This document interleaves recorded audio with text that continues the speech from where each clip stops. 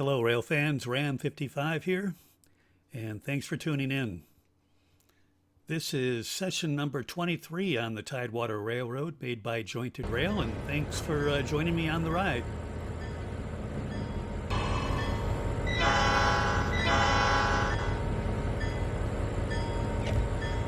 On our last video, we watched Andrew do part one of the loop, and he brought a bunch of cars up here to Riverpoint.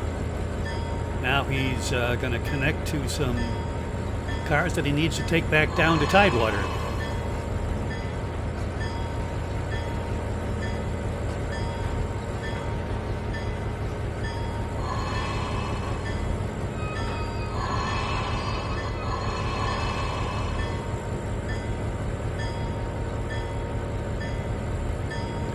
We got a pretty busy yard up here at Riverpoint right now, and in no time those local switchers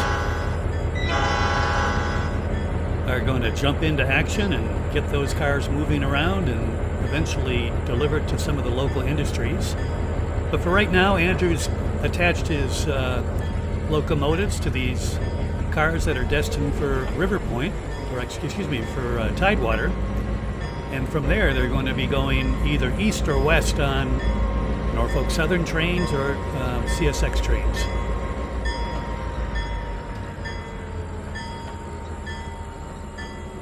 That first video, he pulled a pretty long cut of cars. Well, this one's going to be much shorter.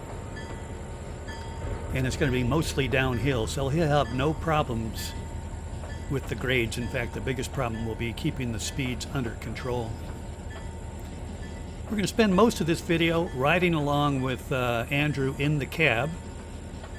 And take notice that I think all the signals are actually correct now, since I got the insight on reversing the train. So we put Andrew in the lead cab, reversed the train so he's moving forward right now. And I think that makes all the difference because all the signals were correct.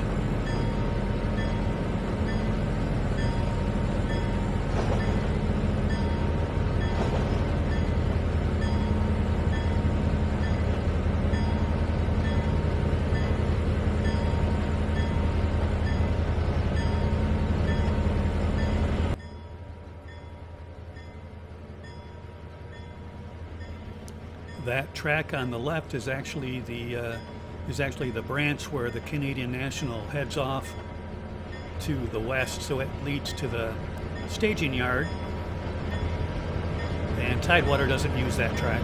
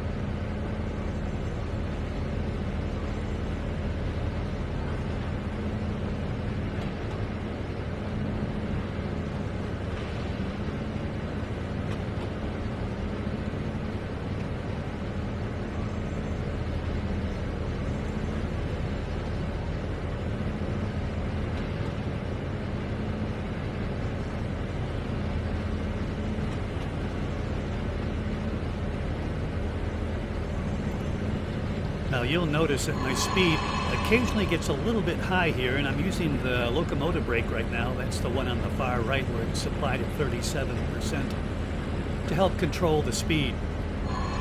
But in a little while I realized, that's probably bad for the brakes. It's going to eat up the shoes. It's going to cause more wear and tear on the locomotive. And I eventually did, I think, what is probably procedurally correct, and that's start using the engine brake. And that uses the electric motors that power each of the wheels to actually add resistance and slow the whole train down. And that was a much more efficient and less maintenance costly way to slow the train down. It's basically like downshifting in a car for those of you who drive manual transmissions. The gearing is slightly different as you downshift, and it will actually slow the car down. Well, that's kind of what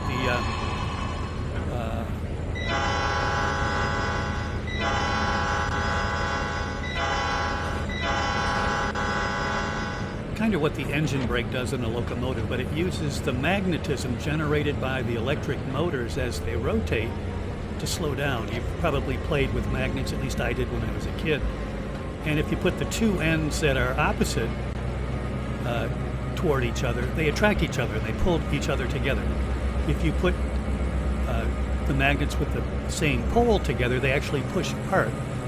Well, the train brake uses that same principle. It uses that resistance or that pushing apart to actually slow the train down. And I think that's a much more efficient way of doing it. And you'll see me use that. You'll notice down at the bottom that there's a direction indicator, forward or reverse, and then there's a number indicating how many notches I have on the throttle. The next one over is actually the engine brake, and you actually use the throttle to slow yourself down. You push the throttle forward, in other words, you give it more gas, and it generates more resistance and slows you down. The next one over from that is that one with the red triangle on it. That is the lap brake, and that is using the air pressure on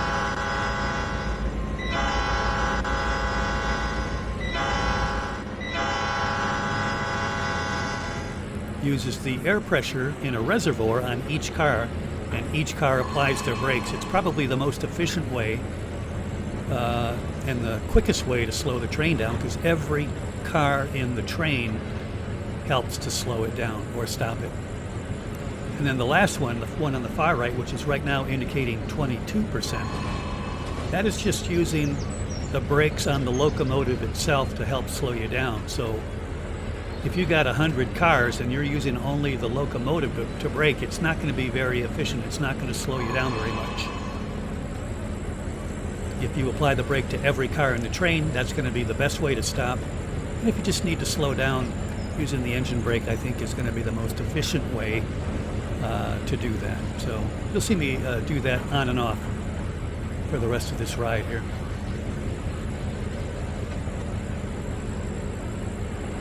So when we were heading north, there was a lot of uphill sections that we needed the 3 locomotives to actually power up. Well, now those uphill sections are now downhill, so we need to actually watch our speed and apply the brakes as necessary to keep under the speed limit. One of the video guys that I watch who blogs is called DJ's Trains. I highly recommend him. He gives a lot of insight on how the CSX actually operates, because he's a CSX engineer. And he's got some great videos using his drone, and he has access to things that you and I probably would not be able to do. But anyways, he has said that, you know, they are monitored very closely when they're out on the road, and you get in trouble if you go 1 mile an hour over the speed limit, but you don't get in trouble if you do 10 miles an hour under the limit. So that stuff is monitored fairly closely by the company. Now this route south, the second half of the loop, again, no stops are going to be made. It's non-stop at track speed limit all the way down to Tidewater.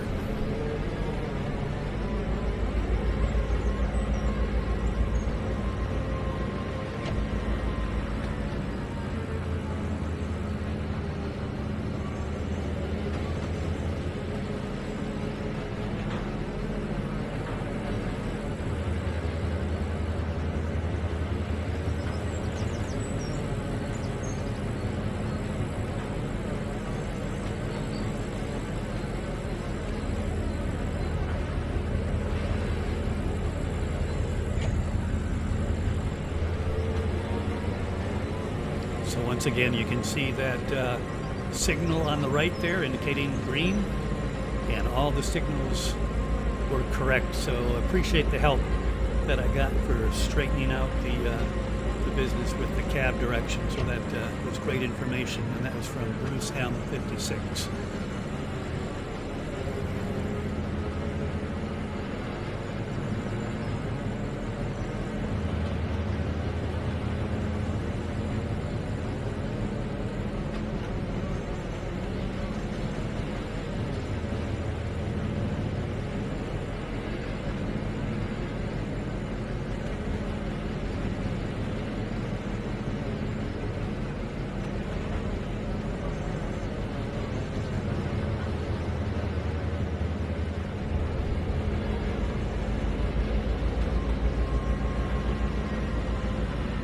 So we're going down grade right now, and you can see I've applied the engine brake to help keep the speed under control. Now as we move forward, you're going to see some different type signals. They're not going to be straight red and green. We're going to have one signal that's yellow over flashing green, and I believe there was also a red over green. And as near as I can tell, that means you're clear to proceed at track speed, but be prepared to slow down at the next signal. I think it's approach medium, and anyways, if you guys know for sure exactly what those signals mean and what they are, put it in the comments. Let me know.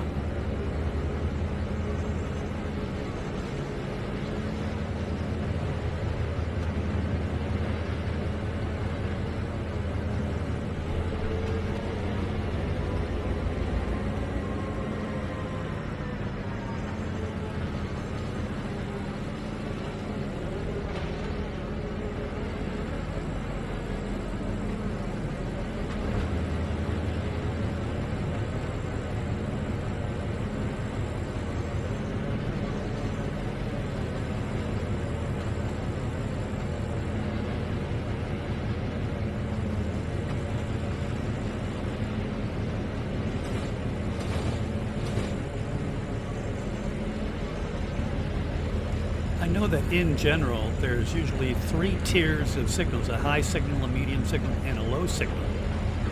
And the high one indicates the high speed route. In other words, if you're going straight and you don't have to take a siding, that will be the top signal. If it's red, that's closed. If it's green, it's go at track speed. If it's yellow, you gotta slow down and take it at medium speed.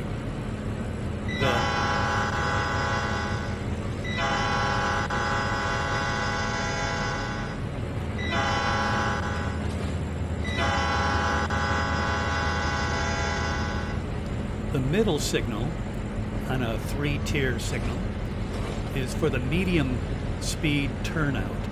Again, yellow for caution, green for clear. And then the bottom is for a low speed turnout. And if you see, sometimes the middle one will be missing. It's just assumed to be there, but it's assumed to be, I think, red. Signaling in trains is rather complicated. It's hard to keep it straight in my head. That's one of the fascinating things about railroading that I really like.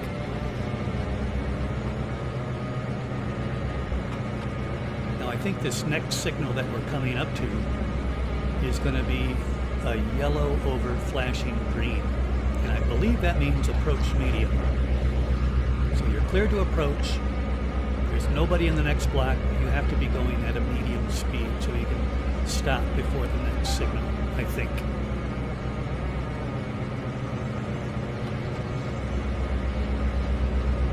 So that signal should be coming right up here on the right.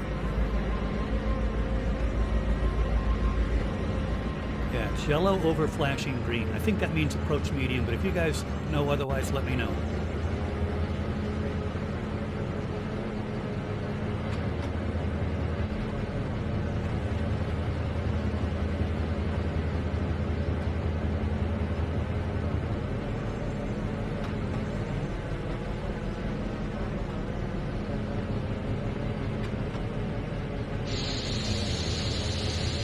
So now we're approaching the Tidewater Yard here, just on the other side of this underpass. So it didn't take us long to get here, maybe about 10 minutes or so at track speed. So Andrew is slowing the train down, trying to get prepared for the yard speed limit that he knows is coming up.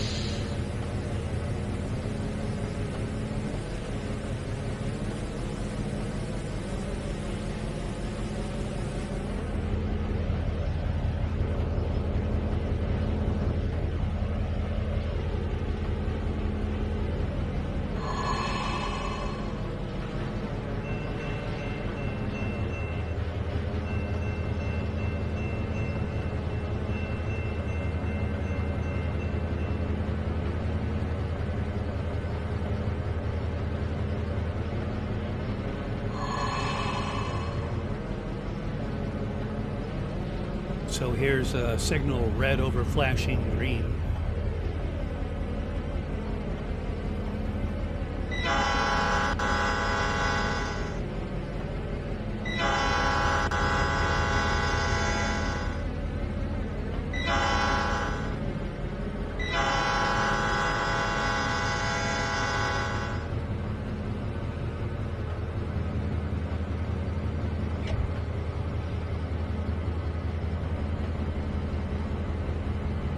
So Andrew decided to go right into the interchange track in the Tidewater yard rather than go into the inbound. That'll save the switcher an extra move there. Probably doesn't really matter because you're going to have to break that train down anyways into eastbound and westbound sections for leaving the route.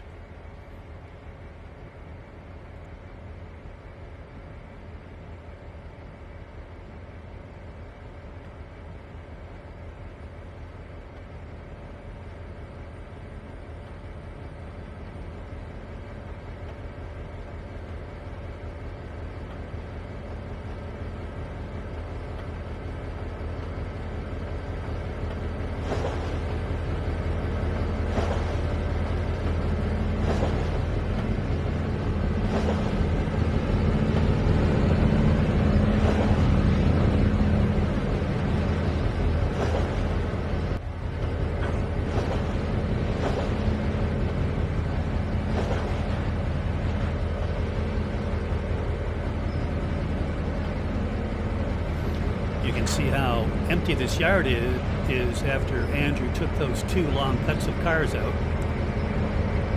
So like I said, it's a very dynamic environment, this railroad business.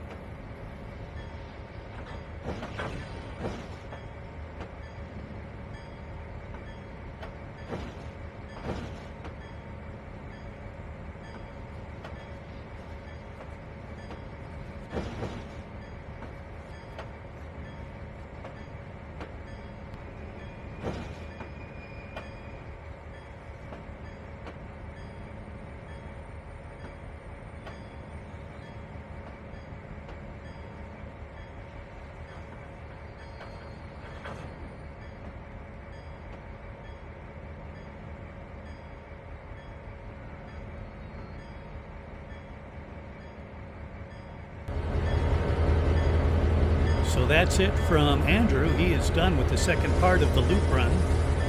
He's disconnected the cars that he just dropped off, and he's going to take his locomotives back to the barn.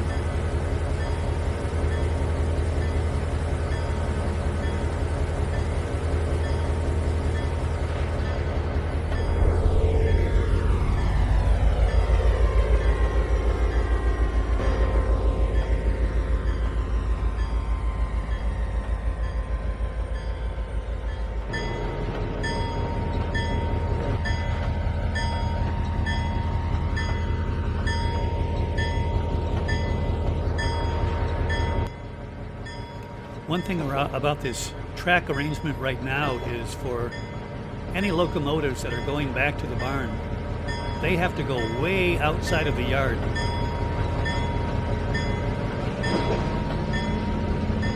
To line themselves up on the correct track.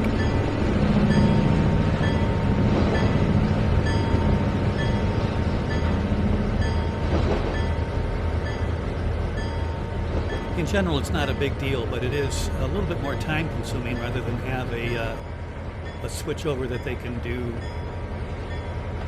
get them over to that track much quicker. And sorry for the jumpiness of that video. I think I deleted some of the wrong cuts when I was editing this film. It was just basically Andrew bringing these cars back over to the engine terminal.